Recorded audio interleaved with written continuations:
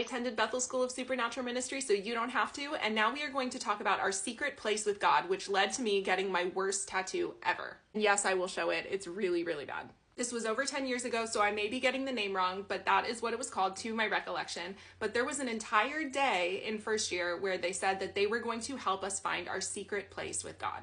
This memory is very hazy, but basically they told us that we can tap into a certain place with God that only him and I would know about.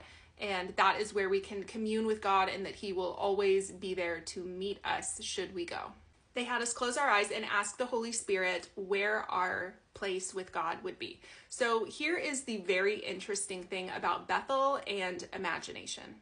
Bethel would often teach us that if we have been baptized in the Holy Spirit, we now have the mind of Christ. So if we have the mind of Christ, our thoughts that might just feel like creative, imaginative thoughts can be thoughts from God. So going back to the prophetic, when we are saying, well, I'm not hearing anything from God, well, if you have any sort of picture in your mind or any sort of intrusive thought, that can be something from God because you have the mind of Christ. You are partnered with Christ. So you don't have to question if your thoughts are from God because you have the mind of Christ. I do remember in this session them saying, if you are trying to figure out if it is you or if it is God, remember that you are partnered with God and partnered with the Holy Spirit, and that your thoughts and God's thoughts can be like one because you have the mind of Christ. So while I am laying back, I start flashing through pictures in my mind, trying to figure out what should I be thinking of? What should it be?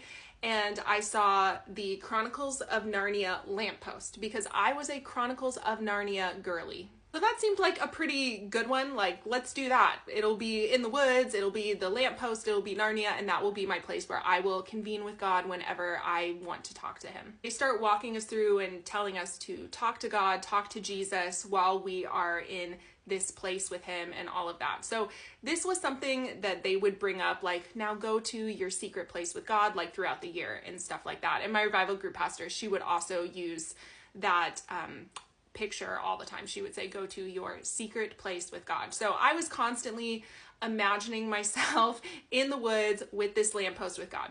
Throughout first year and second year, I would often picture myself in these woods having full-on conversations with God. Now, Jesus was often saying what I wanted him to say. And I would often think to myself, am I making this up? Is this real? Am I just talking to myself? Am I just kind of having a vivid imagination? But I would always go back to what Bethel said about how we have the mind of Christ. So yeah, I don't know. I would often just have these conversations with God in my head, but it also kind of felt like a meditative state. This led to me getting the worst tattoo ever, guys. I have, I think, over 10 tattoos, but this one is so bad. And unluckily, it's huge, but luckily it is on my side, so hardly anybody can see it, but I'm going to show it to you, but don't make fun of me too much. I have to tell you the backstory. Somebody told me that they had a great tattoo artist and he tattooed out of his apartment. So for some reason, I thought that this was a great idea, and I decided that I was going to get this tattoo in this guy's apartment that I had never met, and he ended up drawing the stencil, and it looked terrible. I knew that it looked terrible because there were words on it too, so let me explain. I had this idea that I wanted to get the lamppost from Chronicles of Narnia, okay? And I also wanted the phrase from the book to say, every year you grow, you will find me bigger. And basically the backstory for that is I think Lucy sees him later and she says that he's bigger, which is kind of strange because she's grown up, so you would think that he would seem smaller. And he told her, every year you grow, you will find me bigger. So it's kind of this idea that the more that we learn about God, the bigger he seems. Or at least that's what I remember it to be. I have not read those books in a very long time.